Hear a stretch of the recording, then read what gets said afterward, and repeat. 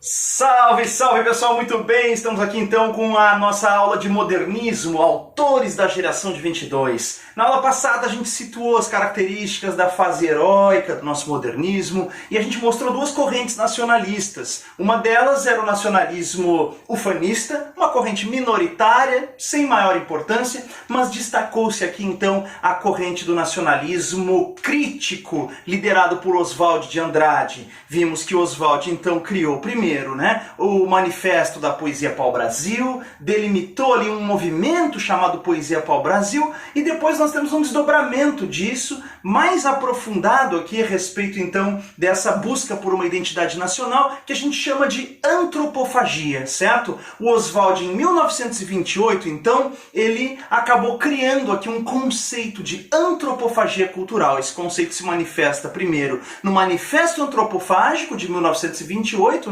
que é colocado ali na revista de antropofagia. Então olha só, esse pedacinho aqui a gente deixou para comentar hoje, porque é parte fundamental da obra de Oswald de Andrade. Então vamos lá, olha só, antropofagia, o principal conceito de nacionalismo primitivista da geração de 22. A mais importante concepção de nacionalismo modernista da geração de 22, da primeira fase modernista, é realmente a concepção de antropofagia. Olha só, esse conceito ele foi inspirado na tela Abaporu, da Tarsila do Amaral, que todos conhecem. O Abaporu, inclusive, foi produzido pela Tarsila aqui no momento em que ela estava junto com o Oswald, que eles eram o casal Tarsivaldi, não é? Então, a Tarsila vai presentear o Oswald com a tela Abaporu, e ele, diante da tela, tem um insight. Ele percebe, aquela imagem representativa de brasilidade, e a partir dela começa, então, a pensar no conceito de antropofagia.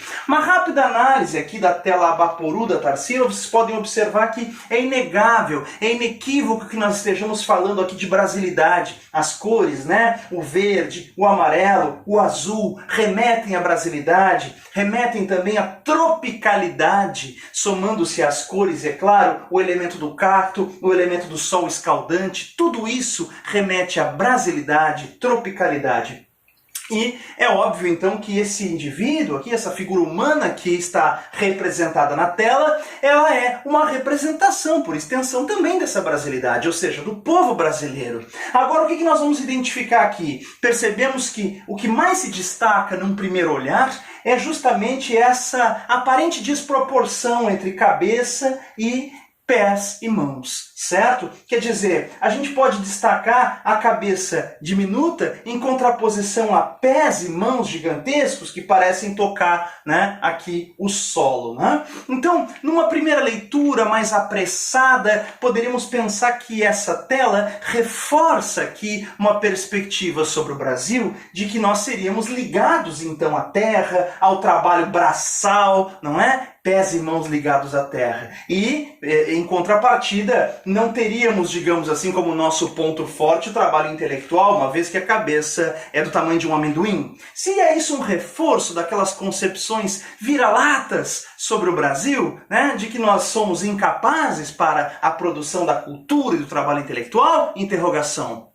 A resposta é não. Essa tela é uma provocação. Como nós já dissemos, um primeiro olhar nos poderia levar a essa leitura, mas se a gente for observá-la com mais calma, com mais atenção, a tela da Tarsila do Amaral propõe aqui um jogo de perspectiva, um jogo de olhar. Se a gente for perceber bem, por que esse braço aqui é gigantesco, entre aspas, e esse aqui é menor? Na verdade, trata-se então de um jogo de perspectiva em que aquilo que nós olhamos mais de perto aparece como se fosse maior, e aquilo que nós olhamos mais de longe aparece como se fosse menor. Então não se trata propriamente de uma desproporção necessariamente, no sentido de que a cabeça é pequena, e os pés e mãos são gigantescos. Mas trata-se do fato de que nós estamos fixados num olhar para baixo, ou melhor dizendo, fixados em um olhar de baixo para cima, certo? Que acaba evidentemente colocando em primeiro plano os pés e mãos gigantescos. Mas, em se tratando dessa perspectiva, de um jogo de perspectiva, a gente poderia também tirar uma conclusão não pessimista, não negativa, não pejorativa sobre o Brasil, de que nós temos a cabeça do tamanho de um amendoim, mas que, pelo contrário, que nós somos gigantes. Porque se olhamos mesmo de baixo para cima, né, temos essa impressão, então, de uma figura gigantesca.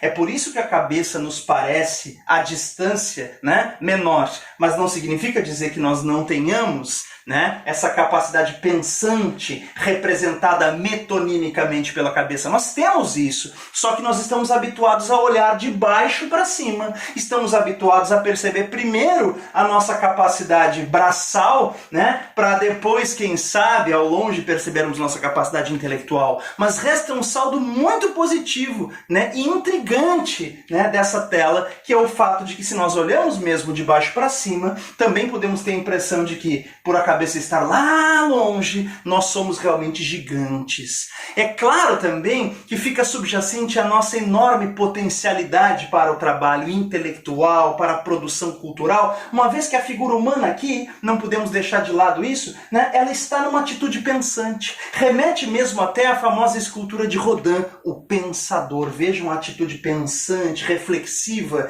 dessa figura humana que representa o nosso povo e a nossa gente, certo? Além do mais, perto do sol, né? Ou seja, o que significa dizer essa iluminação que nos remete à criatividade, ao pensamento, às ideias, né? Então a gente tem aqui realmente uma figura que representa toda aquela ambiguidade sobre as diferentes visões que se tem sobre o Brasil. Na aula anterior a gente fez uma questão sobre o Oswald, né? Aquela do Zé Pereira, chegou de cara velha e perguntou pro Guaranita Mata Virgem, sois cristão? Né? Aquela questão do Enem, ela tinha como resposta que a visão do nacionalismo crítico sobre o Brasil era uma visão ambígua, ou seja, que tanto apontava aspectos positivos quanto negativos. E aqui a gente também pode entender de forma ambígua essa visão sobre o Brasil, que nos deixa a possibilidade de enxergarmos positivamente a nossa capacidade criativa, mas ao mesmo tempo nos faz perceber o quanto estamos fixados, né, nessa questão do trabalho braçal, estamos fixados numa imagem talvez depreciativa de nós mesmos, tá certo? Era isso, pessoal. Então essa tela Abaporu. Agora, o que Oswald de Andrade nos disse a respeito da tela da Tarsila?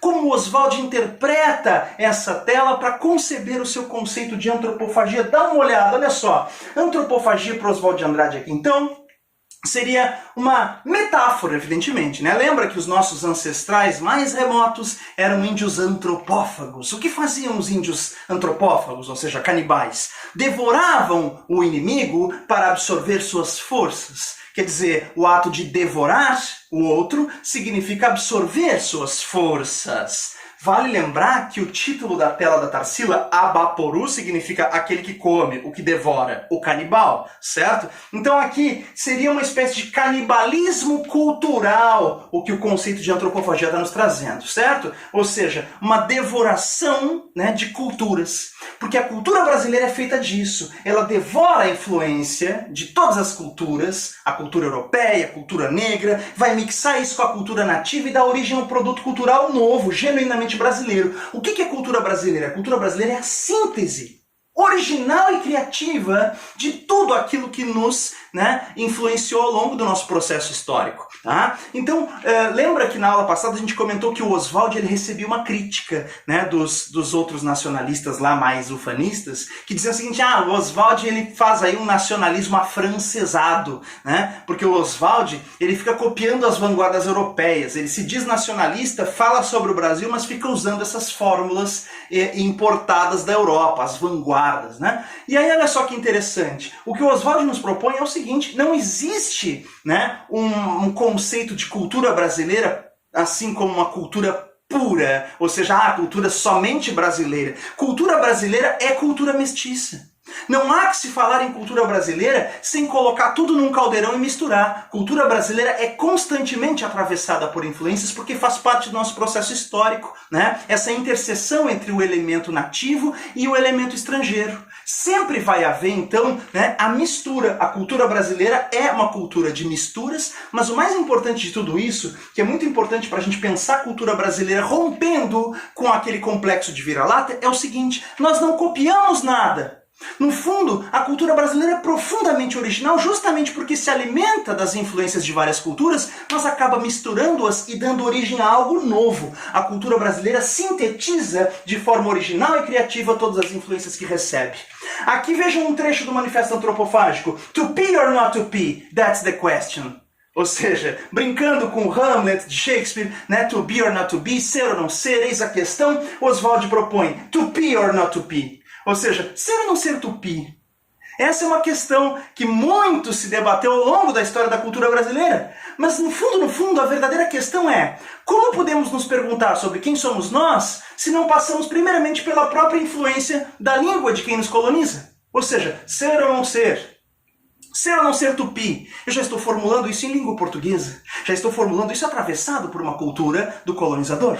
Ou mais tarde, pelas outras influências e outras formas de colonização em língua inglesa que a gente passou a sofrer, to be or not to be, that's the question, certo? Então quer dizer, o ato de nos perguntarmos sobre quem nós somos, né, já é proferido em uma língua que é produto, né, dessas influências que a gente recebeu ao longo do nosso processo de colonização, do nosso processo histórico, tá certo? Outra interessante sacada aqui do Oswald no Manifesto Antropofágico: nunca fomos catequizados, fizemos Cristo nascer na Bahia ou em Belém do Pará. Muito interessante porque ele propõe o seguinte: o brasileiro realmente não copia nada, né? Quando nós recebemos uma influência, nós acabamos por subvertê-la. Assim foi com a questão religiosa, por exemplo. Observa que uma questão muito importante para definir religião no Brasil é sincretismo, certo? O brasileiro é muito curioso porque, em sua maioria, isso segundo dados do censo, né, se diz católico, certo? Mas aí se diz católico, mas aí pula 7 ondinhas no Réveillon, que é coisa de Umbanda, tá certo? E toma um passe de vez em quando no centro espírita, quer dizer,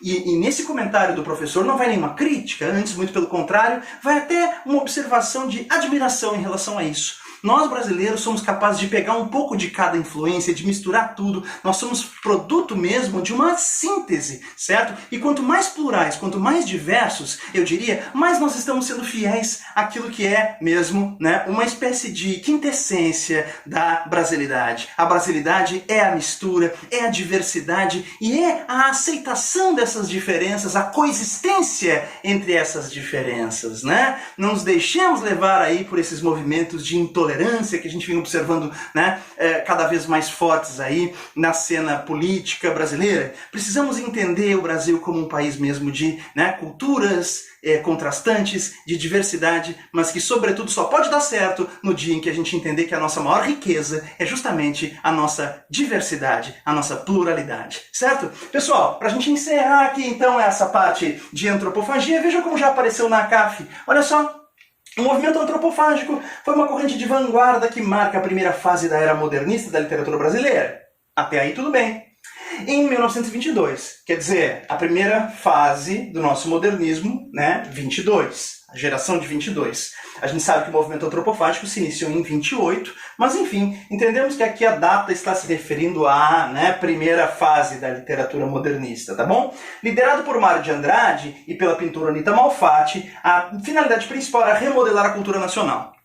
Caramba, a gente fez uma reflexão tão profunda a respeito, né, de antropofagia. Tem provas que vão cobrar de maneira mais profunda, mas o vestibular da CAF é aquele tipo de vestibular mais decorebinha, que a gente tem que saber quem é o autor, qual é a obra. E aqui se está ligando o conceito de antropofagia, né, à liderança de Mário de Andrade, né, e Anita Malfatti, quando na verdade quem são os principais expoentes aqui, né, desse nosso movimento antropofágico? Ora, o conceito foi inspirado numa tela de Tarsila do Amaral, e não de Anita Malfatti, e elaborado pelo nosso Oswald de Andrade, e não por Mário de Andrade. Beleza? Portanto, falso aqui. Legal? Observação então, pessoal. Antropofagia é um conceito que o Oswald criou a partir de uma tela da Tarsila, certo? E passa a ser então um movimento cultural, tá? Inaugurado aí com o Manifesto Antropofágico de 1928, que inclusive é a abertura da revista de antropofagia, que foi o principal veículo de divulgação do nosso modernismo. Se a gente for perceber, a mais impactante dessas várias revistas que nós tivemos durante o modernismo brasileiro, a mais diversa, a mais plural, a mais rica de todas elas foi a Revista de Antropofagia, liderada por Oswald de Andrade. Certo, pessoal? Nós ficamos por aqui nesse primeiro vídeo, tem muito mais pra gente falar na sequência. A gente vai falar a respeito das obras, então, de Oswald de Andrade, Mário de Andrade e Manuel Bandeira. Não percam. Valeu!